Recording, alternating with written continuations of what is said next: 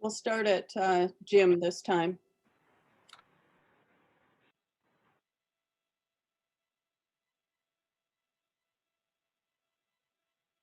Hey, I'm currently running for the OMAC district. I think one thing that really makes me qualified for what I'm doing, like I mentioned earlier, one of the things that I worked with the tribe and helped them develop was a youth intervention program. And I feel that that's one of our weakest links here on the reservation is our youth programs. We definitely need some help there. You know, I've sat in meetings and listened about our youth, our juvenile youth, and the issues they're having. You know, the things I hear is we don't want to deal with them here. We'd rather send them to Okanagan County and let the Okanagan County work with them. What I saw that worked in Southern California with one of the reservations there, once they developed this youth intervention program, it gave all of the tribal programs an opportunity to work with these kids and actually show the things that go on the reservation, and the different programs are there.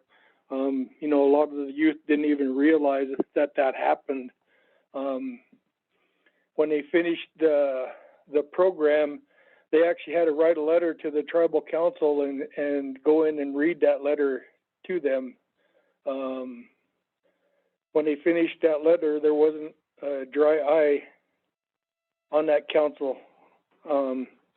Everybody was in tears. To me, I think that's a huge benefit that, you know, we work with the young people, because that's the thing that they're looking for is some guidance in the community. And I think I could actually bring that to the reservation here and help our youth.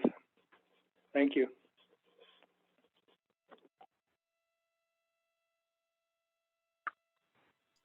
Okay, next I have Deidre.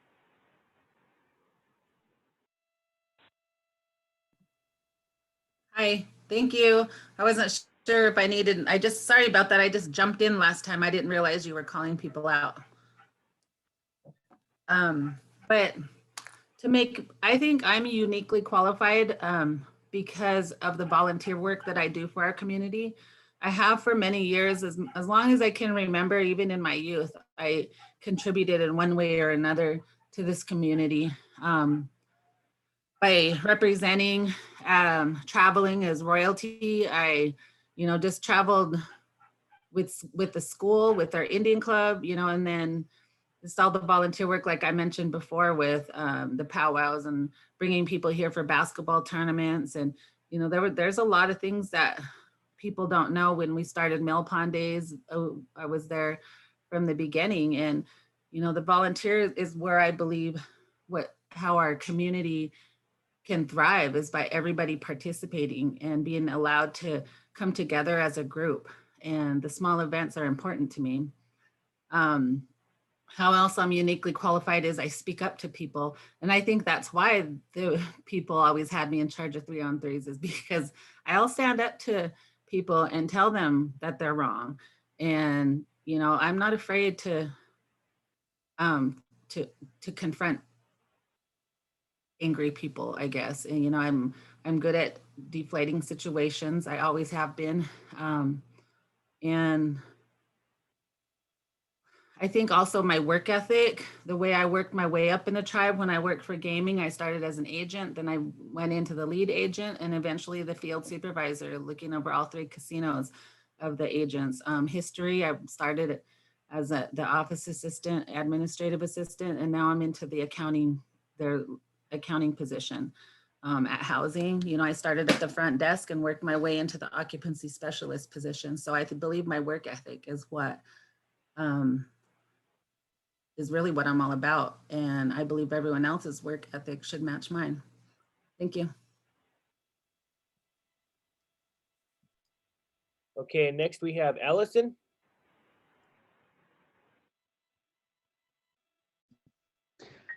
Dear Ricky, I believe that I'm uniquely qualified because of my education, my work experience. My education is that I'm a real strategic thinker, critical thinker. I know how to research issues and find the answers. I'm a visionary. I know you have to see where we're going, and then I can plan out and strategize. I like to do a lot of capacity building. I'm a systems thinker. That's a lot of what my education has given me some background. And kind of when we think about like how I've been able to apply that, when I was the Health and Human Services Director, and I got to apologize because it's not something that I'm strong at, is being able to talk about myself, but I was really the thinker and the person pushing behind getting the convalescent encounter rate. When the convalescent center, when I came on board, they were getting $1.57 a day rate. And then when I worked, with a group of us that kind of led behind the scenes, we were able to get a day rate of $5 and something like 47 cents. It might be a little bit higher now, but that's why they're able to actually build a convalescent center, because of the work that I did as a Health and Human Services Director. It's the same thing with the OMAC clinic, the work that, I was behind the scenes on that, getting the plan done, working with the architects to get that completed. Also worked with IHS to be able to get a staffing plan for the OMAC clinic. And then the treatment center, I had started working with getting a feasibility study done, a business plan on that. And then I was in conversations with the funding agency at that time. And that's when that's when my job ended. And so I really can carry out, I can take something, I can strategize, I can think it through, and I can make it happen. Thank you. Okay, next I have Jared.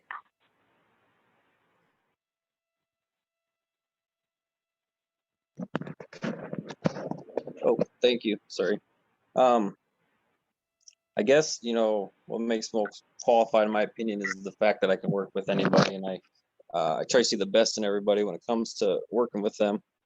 As everyone knows, it takes a majority to, pass anything on council. It's not just a me, it's just not an I. And like Allison stated, it's hard to talk about yourself and everything I've stated. I've tried to say we, because, I refer to as a we as the tribe, the staff, everyone working on all these things is, we do work on things at council, obviously, but a lot of the stuff has to be done by staff. So, working with people, being persistent is a big quality I think I have. I've, as far as you want to start talking about, things we've worked on personally, I mean, the community longhouse, helping, making sure that's pushing through, granted, like I said, it's a majority decision by council, but keeping on those things, like with the OMAC district, them and their clinic, being persistent with that is, something similar. So just being persistent, being able to work with people. If you can't work with people, you're not going to get a long ways in council, in my opinion, because like I said, it takes a majority. So you got the, yeah, I mean, that's it. It's hard. It's if you don't get along with people, you're not going to get very far, I don't think. So that's it. Thank you. Okay, next we have Eddie. Yeah, well, obviously, I guess I'm the only other person running here, but, I am a people person, like Jared said. I have an open mind. I can work well with others. I've learned that in my construction background. You have 15, 20 different guys working with you. They're all they're all a little different, so you got to learn how to talk to, each person, to get some work out of them, so that's where I think I could benefit for the tribe, because, everybody that knows me, knows what kind of person I am. I'm open-minded. So that's a big thing to have nowadays. You got to be able to communicate with people. So there's obviously a lot to do there for the tribe, but I mean, communication is by far the biggest. If you don't have communication, you're not going to get anything done.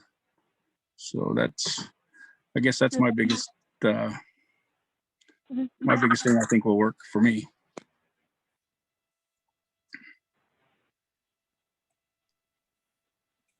Okay, thank you. Thank you, Eddie. Next we have Randy.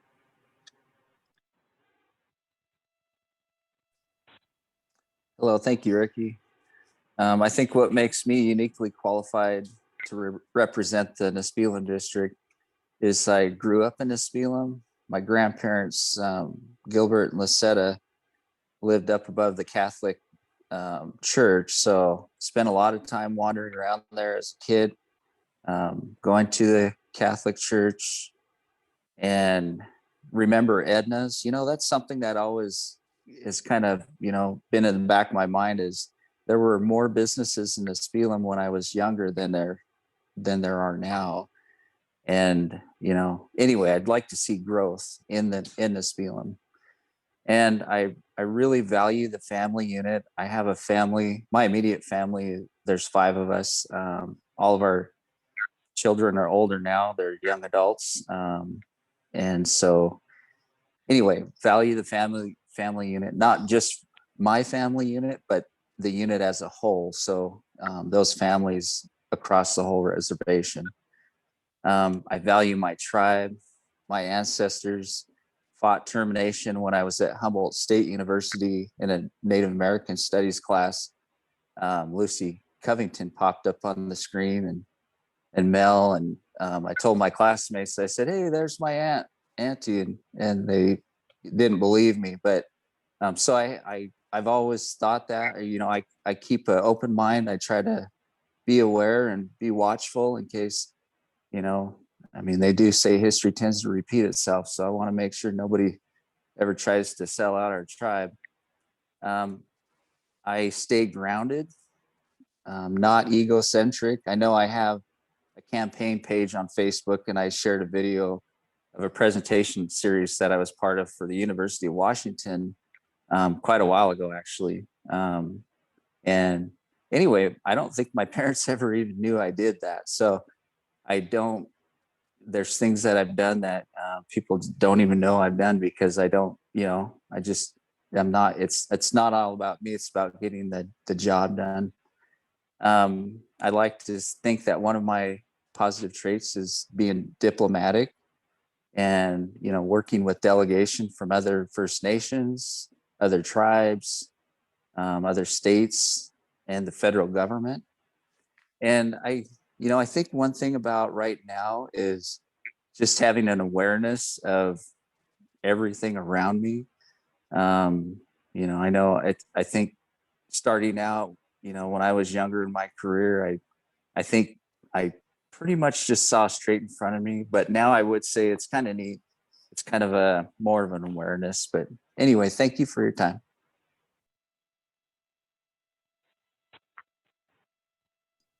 Okay, thank you. Karen, you're next.